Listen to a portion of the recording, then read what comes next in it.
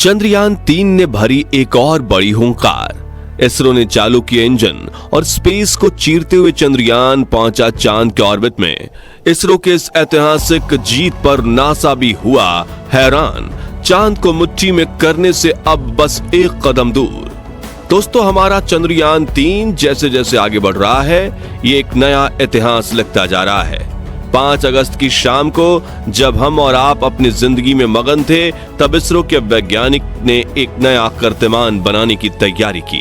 जी हां, प्लान के मुताबिक शाम के करीब 7 बजे चंद्रयान अपना ट्रांसल्यूनर ऑर्बिट पूरा करके चांद के ऑर्बिट में प्रवेश करने वाला था, जिसे साइंस की भाषा में ल्यूनर ऑर्बिट इंसर्शन कहा जाता है।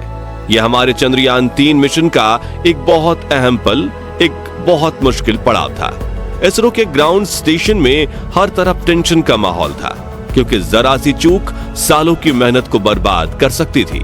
लेकिन हमारे वैज्ञानिकों ने कोई भी गलती ना करते हुए चंद्रयान को सफलतापूर्वक चांद के ऑर्बिट में प्रवेश करा दिया है और अब ये चांद के गोल गोल चक्कर काटते हुए उसकी तरफ आगे बढ़ेगा। इसरो की इस बड़ी कामयाबी का जश्न पूरा देश मना रहा है, लेकिन अभी हमें खुश होने के बजाय संयम रखने की जरूरत है, क्योंकि आगे जो इम्तिहान चंद्रयान के सामने है वो सबसे ज्यादा मुश्किल है। अब क्या है ये इम्तिहान और चंद्रयान को आगे और कौन कौन से चैलेंजेस का सामना करना है, आइए इसके बारे में डिटेल से चर्चा करते हैं। दोस्तों, सबसे पहले तो हम ये जानते हैं कि चंद्रयान को चांद के ऑर्बिट में घुमाया क्यों जा रहा है। उसे सीधा चांद पर लैंड क्यों नहीं करवाया जा सकता। अब आप में से काफी लोगों ने इस बात पर गौर किया होगा कि 14 जुलाई 2023 के दिन जब हमारा चंद्रयान 3 लॉन्च हुआ, तो यह आसमान में बिल्कुल सीधा खड़ा होकर ऊपर नहीं गया, बल्कि वो एक एंगल में थोड़ा सा झुककर ऊपर की तरफ गया था। इसके बाद पृथ्वी के वायुमंडल से निकलते ही वो पूरी तरह हॉरिजॉन्टल हो गया था और फिर उसने पृथ्वी को ऑर्बिट करना शुरू कर दिया था। असल में चंद्रयान को पृथ्वी से उड़कर सीधा चांद पर नहीं भेजा जा सकता, बल्कि इसके लिए पहले उसे पृथ्वी के ऑर्बिट में चक्कर लगाने होते हैं और उसके बाद धीरे धीरे करके वो आगे बढ़ता है। ऐसा इसलिए क्योंकि चंद्रयान या उसके जैसे किसी भी अंतरिक्ष यान को पृथ्वी की ग्रेविटी से बाहर निकलने के लिए एक बहुत तेज रफ्तार पकड़ने की जरूरत होती है, जिसे अर्थ की एस्केप वेलोसिटी कहा जाता है। आपको बता दें कि पृथ्वी के एस्केप वेलोसिटी 11.186 किलोमीटर प्रति सेकंड मानी जाती है। इस रफ्तार को अचीव करने के लिए ही चंद्रयान से पृथ्वी को ऑर्बिट में चक्कर लगवाए गए, ताकि वो इस ग्रेविटी का इस्तेमाल अपनी वेलोसिटी को बढ़ाने में करे। साइंस की भाषा में इसे स्लिंग शॉट इफेक्ट कहा जाता है। तो अब जिस तरह चंद्रयान पृथ्वी के ऑर्बिट से सीधा बाहर नहीं आ सकता, ठीक वैसे ही इसे चांद का ऑर्बिट करवाए बिना सीधा उसकी सतह पर लैंड करवाना पॉसिबल नहीं है। और इसकी वजह है चांद पर किसी भी तरह के एटमॉस्फेयर यानी वायुमंडल का ना होना। आपने देखा होगा, जब कोई अंतरिक्ष यान स्पेस से वापस धरती पर आता है तो उसकी रफ्तार कम करने के लिए पैराशूट का इस्तेमाल किया जाता है। ऐसा इसलिए संभव हो पाता है क्योंकि हमारी पृथ्वी पर वायुमंडल या कह लें हवा मौजूद है और पृथ्वी पर वापस आते हुए अंतरिक्ष यान को इसका ऑर्बिट करने की जरूरत नहीं पड़ती। यहाँ तक कि मंगल ग्रह पर भी उसका अपना एक वायुमंडल है, जिसमें अलग अलग गैसें मौजूद हैं। यानी मंगल ग्रह पर अपना कोई लैंडर उतारने के लिए हमें इसके ऑर्बिट में घूमने की जरूरत नहीं पड़ती, क्योंकि हम चाहें तो पैराशूट का इस्तेमाल करके सीधा इसकी सतह पर लैंड कर सकते हैं। लेकिन चांद पर कोई हवा नहीं है। ऐसे में 40,000 किलोमीटर प्रति घंटे से भी ज्यादा तेज रफ्तार से आगे बढ़ रहे चंद्रयान अगर सीधा चांद की सतह की तरफ बढ़ गया, ये अपनी रफ्तार कम नहीं कर पाएगा, क्योंकि वायुमंडल ना होने के कारण ना तो यान की गति पर हवा का कोई प्रेशर पड़ेगा और ना ही पैराशूट से रफ्तार कम करना संभव होगा। साथ ही इतनी तेज रफ्तार को चंद्रयान में लगे रेट्रो बूस्टर्स भी काम नहीं कर पाएंगे और ये चांद की सतह पर क्रैश हो जाएगा। यही वजह है कि चंद्रयान को चांद के ऑर्बिट में प्रवेश करवाना इस मिशन की एक बहुत बड़ी कामयाबी है और हमारे लिए ये बस कह देना जितना आसान है, इसरो के वैज्ञानिकों के लिए इसे सच में करना काफी मुश्किल। आप खुद सोचिए, हमारा चंद्रयान करीब 40,320 किलोमीटर प्रति घंटे की रफ्तार से आगे बढ़ रहा था और जिस ऑब्जेक्ट की तरफ ये आगे बढ़ रहा था वो भी एक जगह रुका नहीं, बल्कि वो मूव कर रहा था, क्योंकि चांद लगातार पृथ्वी के चक्कर लगाता रहता है। ऐसे में इसरो के वैज्ञानिकों को बिल्कुल सही समय पर इसके इंजन को चालू करना था, ताकि इसे एक बूस्ट मिले और ये उस धक्के से चांद के ऑर्बिट में स्थापित हो जाए।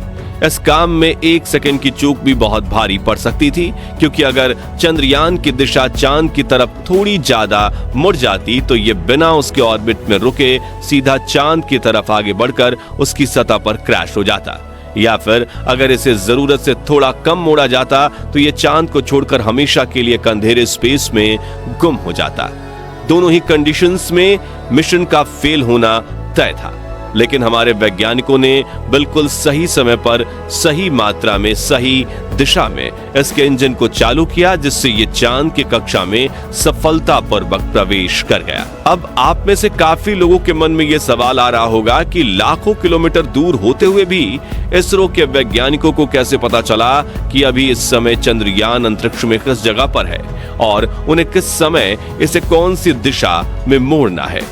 असल में दोस्तों, इसरो के ये काम अपने telemetry tracking and command network की मदद से होते हैं, जिसका काम इसरो के चंद्रयान और दूसरे स्पेस ऑब्जेक्ट्स को ट्रैक करना है। इसके लिए इसरो ने दुनिया भर में अलग अलग लोकेशंस पर अपने ये नेटवर्क फैलाए हैं, क्योंकि पृथ्वी अपनी धुरी पर लगातार घूम रही है और ऐसे में सिर्फ एक लोकेशन से चंद्रयान को ट्रैक कर पाना पॉसिबल नहीं है। यही वजह है कि दूसरे देशों की स्पेस एजेंसियां इस काम में इसरो की मदद करती हैं, और बदले में जब इन स्पेस एजेंसियों के मिशन अंतरिक्ष में जाते हैं तो इसरो भी इन्हें यही सेम फैसिलिटी देता है। अब यहां तक तो हुई चंद्रयान के लूनर ऑर्बिट में प्रवेश करने की बात। चलिए अब इसके आगे के प्लान पर भी एक नजर डालते हैं और जानते हैं कि आगे इसे और कौन कौन से चैलेंजेस से गुजरना है। तो दोस्तों, इस समय चंद्रयान अंडाकार शेप में चांद के ऑर्बिट के चक्कर काट रहा है। ये बिल्कुल वैसा ही है जैसा इसने पृथ्वी से निकलने के दौरान उसके चक्कर काटे थे। बस फर्क सिर्फ इतना है कि इस बार इसका ऑर्बिट बड़ा होने के बजाय छोटा होता चला जाएगा और समय समय पर रेट्रो बूस्टर्स की मदद से इसकी गति भी कम की जाएगी। हर एक पूरे होते हुए ऑर्बिट के साथ चंद्रयान को चांद के अगले ऑर्बिट में भेजा जाएगा, और इसके लिए इसरो के वैज्ञानिक को हर बार इसके इंजन को चालू करके इसकी गति को एक बूस्ट देना होगा, ताकि चंद्रयान को जरूरत के हिसाब से सही दिशा में मोड़कर अगली कक्षा में भेजा जा सके। इस तरह आगे बढ़ते हुए 16 अगस्त को चंद्रयान चांद की आखिरी कक्षा में पहुंचेगा, जिसका आकार 100 × 100 किलोमीटर होगा।